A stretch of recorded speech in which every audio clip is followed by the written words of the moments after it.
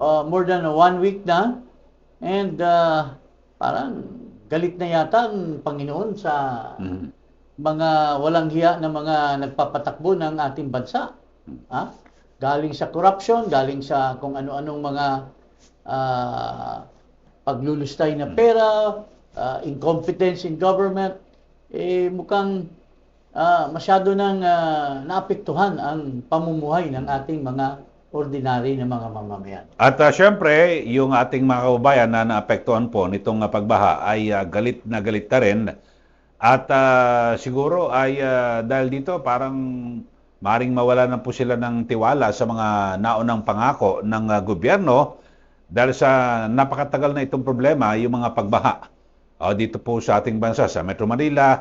Ngayon ang tinamaan ng Metro Manila at ilang bahagi ng Luzon, akala nila ay mag-improve na dahil sa nangako noong nakarang taon ng Pangulo Kailanman, kailan pa lang, maalala natin, noong isang taon, ito, pinagdadaldal nitong BBM, itong si McCoy Jr., ito yung pinagsasabi niya pakinggan natin mga kababayan. Projection natin, ang pangako sa atin, 1 year. So, ang pangako sa akin, pagka umulan ulit, hindi na magbabaha. So, mga 9 months na trabaho, bago dadating ulit ang ulan, hopefully by that time, hindi na tayo makakakita ng baha, kagaya ng nakita natin noon. Dahil lahat ng nakaharang, lahat ng barado na labasan ng tubig, ay yun ang lilinisin at hindi na mababara, may dadaanan na yung tubig palabas. Kaya yan ang project natin. Okay, I'm sure pagbantayan ninyo, tignan ninyo kung ano yung nagiging progreso at nakakasiguro ako na malaking tulong itong ginagawa ng paglilinis. Okay, so yun nga. Binantayan nga natin ngayon. Sabi niya, bantayan natin Ngayon, hindi naman tayo natutulog at umulan na naman muli at binantayan natin at lalo pang lumala, lalo pang naghihirap ang taong bayan. Kailan lamang uli, sinabi niya na dito daw sa may bandang Santa Mesa, sa may G. Araneta, hindi na daw aabot sa tuhod. Pero paring Eli, anong naririnig mo? Itong ilang araw lang nang lumating, hindi ba umaapaw sa ikangay hanggang sa ulo ang lagpas tao. Lagpas tao. Kasi meron nga tayo nakita na yung iba lumalangoy na, nagda-dive pa. Tapos may mga naglabas na jet ski. Yung sa jet ski, Sir Jing, hindi pag mababaw yan, na bahay, hindi pa pwede sa sayad. Mayroon ba tayong video dito meron sa, yan. ano ba ito? Sa may J. Araneta? Alos lahat ng mga lugar sa may Quezon City. Sinabi niya, hindi na daw aabot sa tuhod Sige, baka iba na ang tuhod niya, baka putol na yung paa niya, yung tinuro niya yung tuhod niya. Pakita natin. Ng mga ulan na naranasan simula pa kaninang umaga sa City. Kita sa video ng Barangay Tatalon na halos umabot na sa 6 feet ang baha sa kanilang lugar. Kita pa ang pagdaan ng mga residente, kabilang na ang mga bata. Nagbahagi sa social media ng kanyang umanong aqua training in the flood ang dating PBA player na si Mark Cardona at nagbiro na dapat sa G. Araneta nag-training sila ni Coach Tab ng Ateneo. At tila it's more fun sa Seville Avenue sa Quezon City. Kaya naman sa Facebook post ni Raymond Ronquillo, isang lalaki ang nag-jet ski narito habang may angkas na isa pang lalaki. Kita rin sa video ang lumalangoy na ilang kalalakihan sa baha.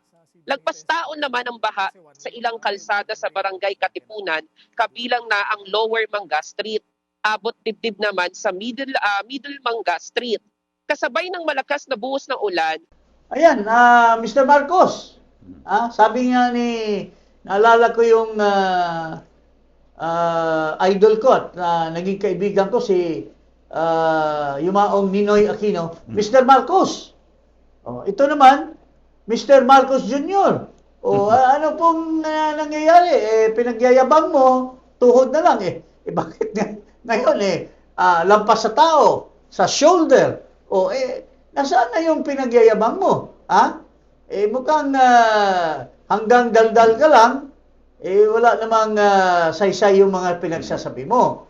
Now, ngayon, Pero Sek Ching dito, okay. ay siguro ano natin, ihanay natin. Ito hong mga nangyayaring baha, siguro okay lang sa tao kung wala tayong nalaman na naglabas ng bilyon-bilyon na pondo trillion. sa flood control projects. Sabi At nga ni- kung suma total, yung 3 taon, trilyon inabot. Sabi nga ni Kong Erice, Marcos, pinalusot mo ito lahat. Itong mga pondo na ito. At napunta sa DPWH. Tapos pinagyabang mo 5,500 flood control. Tapos wala pala, puro ghost projects. Ngayon tamemi ka. Tapos last year pinagyabangan niya na wala na daw baha. At sinabi ni Vince Dizon na nasa likod niya, 1 year. Nasaan yung 1 year? 1 year na ngayon, baha pa rin. Anong sinasabi ni Boying Rimulya tungkol dito kay Vince Dizon at sa DPWH? Basahin mo paring Eli. Okay, sabi niya, we have to take a cue from the quality of work that happens with government projects. As it is right now, wala tayong maaasahan sa DPWH. So, Ayan. ibig sabihin, nung sinabi ni Marcos, 9 months or 1 year, wala na tayong baha next year. Ito ngayon, this year na. Kaya sinasabi ng ombudsman, parang naglulukuhan lang tayo dito. Wala nang pag-asa itong DPWH, yung sinasabi niya. So, ako, naawa ako dito kay Vince Dizon dahil mabait naman at maayos na tao ito, pero dahil nga masyado siyang pressured, napipilitan na lang na magsinungaling para lang masatisfy ang wishes nitong Pangulo na hindi naman nag-iisip, paring Eli. Pero dito ho, mga kababayan, ay siguro kung napaka-imposible na mawalan ng baha Di ba kung mag-iisip ka lang, kahit na, halimbawa, ikaw, Sek Jing, may tao ka na, sige boss, kaya natin yan. Parang imposible naman walang baha. Pero Kung mag-iisip sinabi din niya last year or sa isang taon pang lumipas na sasahurin daw yung yung tubig sa baha at gagawin na anong pangalan nito? Irrigation or ano pang mga iba-ibang paring Eli. Naaalala mo ba 'yon na sinasabi niya gagawa ng ng paraan na kung sa Bisaya pa, masalod. Sasahurin daw Sasahurin yung mga tubig. Iipunin ng tubig. Bakit walang nagawa na ganyan? Ngayon, paring Eli. At ngayon, ang patuloy pa rin isinisisi itong sa pagbaha, yung basura. Kawalan daw po ng disiplina ng mga Pilipino. Yung babae na lukaret sa Malacanang, nagsinungaling na naman, at sinisisi sa taong bayan, nilalagyan daw ng bara yung mga drainage. Pwede ba yung gagawin? Kumang talaga nitong tao na ito to the extent that she has become so absurd. Can you imagine yung tao na sila ang mapipinsala at sila ang maglalagay ng takpan nila yung drainage sa kanilang mga lugar? Hindi ba kasiraan sa utak na yan, paring Eli?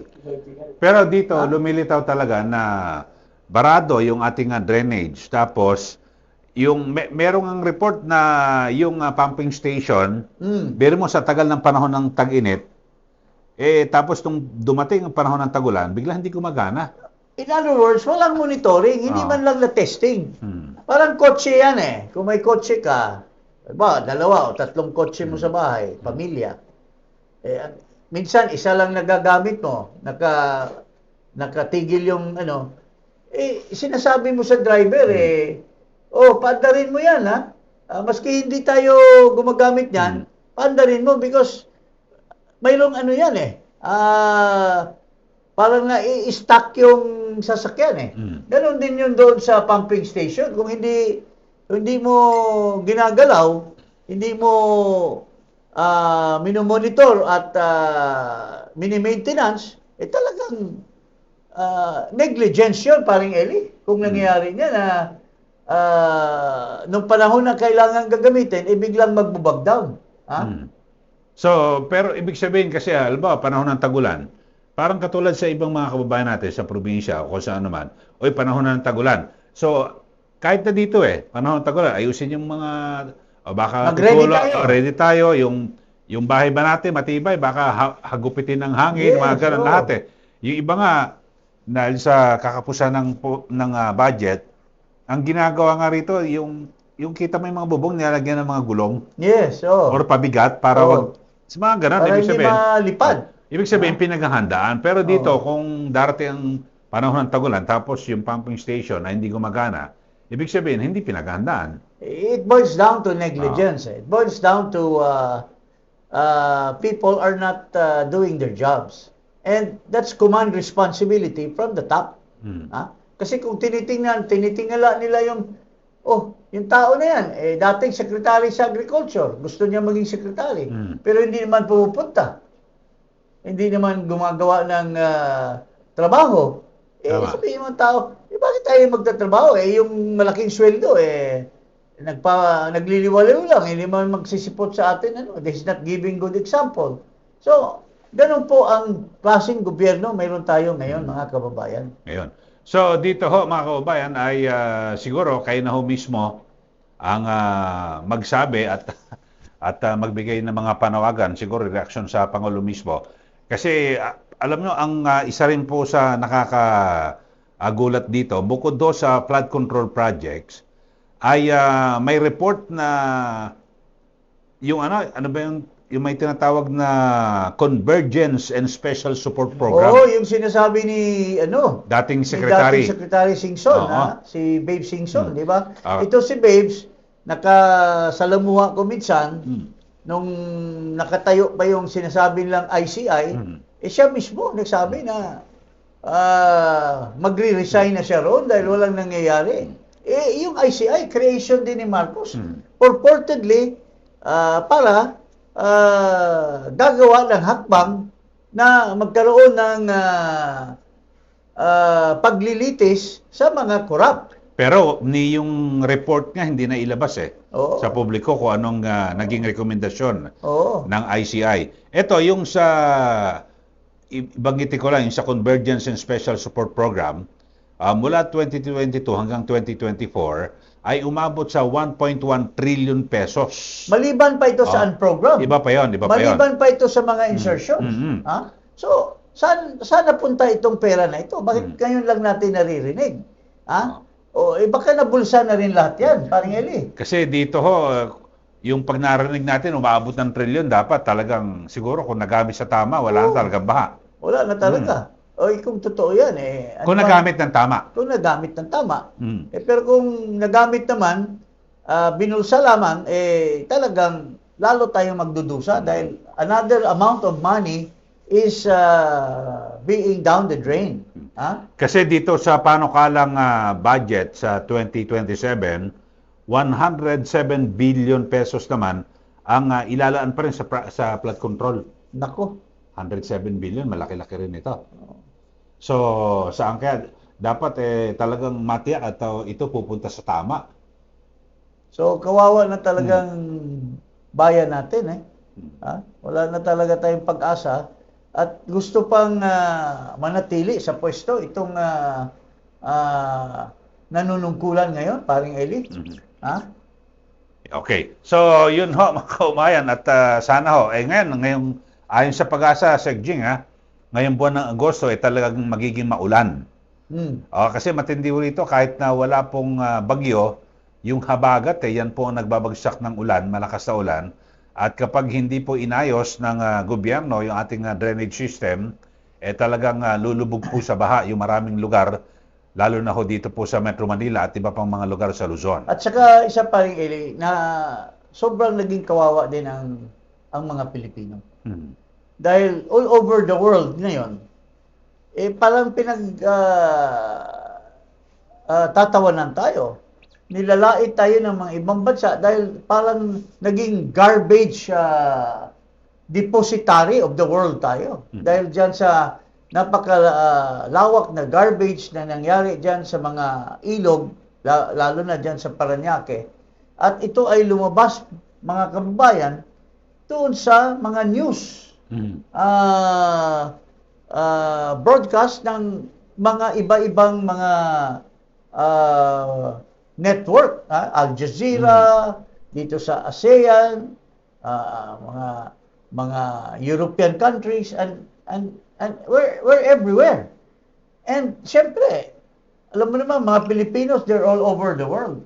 Tama. Pag nakita nila yung, garbage kayo wala kayong ginagawa sa garbage di ba pag Pilipino ka, parang napapahiya ka, di ba? Tama, kasi parang ipinamumukha sa ibang tao na mga baboy at walang disiplina mga Pilipino. Parang, pero despite that image, it seems that this government, its leadership, is not sensitive to this kind of image that we're building. So, paano na yung foreign direct investments natin? Paano na yung nangihiram tayo? Baka mamaya tataasan ng husto yung mga rates of interest natin. Dahil wala tayong credibility as a nation. Okay, so at sana ho, no, sa susunod ho ng mga yung ilalabas sa project, yung sa 107 sana ay mapuntahan na ito. At yung pinakaabangan, Sec Jing, may mga panagot dito sa nangyaring flood control scam na ito. Well, magtatatlong taon na wala pang nananagot Pero yung simula ng binanggit niya noong nakarang SONA, yung mahiya naman kayo, may higit isang taon na, hanggang doon wala. Natatandaan ko nung matapos ang SONA noon, nilaunch niya yung isumbong mo sa Pangulo na website. Tapos nakahilera doon yung mga pangalan ng mga kontraktor. Natanda mo yung Sec Jing? Yes. Pero ilang kontraktor lang tinamaan? Isa lang tinamaan. Si Diskaya lang. At ngayon, naririnig ko yung taga Cebu, yung Kirante. Pero wala pa yun. Pero wala pa So, tapos may mga kontraktor na sinasabi, congressman na kontraktor pa. Yung babae sa Malacanang, yung lalaki na babae ang pangalan, dyan sa Senado ay nagyayabang na may 67 daw contractors. Pero nasaan na ngayon yung pinagdadaldal niya? May mga sasampulan ng mga kinasuhan pero graph lang, bailable. Bailable. So wala rin. Yun ang problema. Tapos, si Marcoleta, private fund, anong nangyari? Na kulong na. Itong si Sylvester Erich Tuplok, yung Tuplok dyan sa Senado, 120 million yung kinontribute sa kanya ng magkapatid na contractor din at contractor din at pinris na yung mga assets. Klaro-klaro na yung kinontribute dito sa Tuplok na ito ay galing sa kaban ng bayan, paring Eli. Wala pang sampal na kaso dito sa tao na ito. Yan naman saklap dyan Ang yayabang pang magsalita doon sa Senado. Kailan pa gagalaw ang ombudsman para masampahan ng kaso itong Amerikano na ito? Okay, so yan lang ho mga kababayan. Abangan ho natin at sana wag ho tayong bahain lahat dito po sa patuloy na sama ng panahon. Siyempre, ngayon po'y panahon ng tagulan. Careful at ingat kayo sa mga lakad nyo. Just choose important events or important walk or ngayon half day lang yata ang trabaho or off today ang mga workers. Tapos Sec Jing, yung mga OFW natin na yung kanilang mga anak dito, siyempre nag-aalala sila, nasa abroad sila, baka delikado, mabaha. Siguro pagbilinan niyo na lang yung mga anak na dito maging mag-ingat na lang. Maraming anak na wala ng buhay doon sa Zamboanga. So these are things that it's happening. This pangalawang nangyari na ito Saan yung sa unang Tacloban. shooting? Tacloban. Ito pangalawa na. it seems that very ominous na government is really pabaya sa mga pangyayari na obligasyon nila. Okay. Okay, thank Huwag you. mong kalimutan na mag-subscribe dito po sa Iparas kay Paras at i-click ang notification bell. Maraming salamat po. Magandang araw.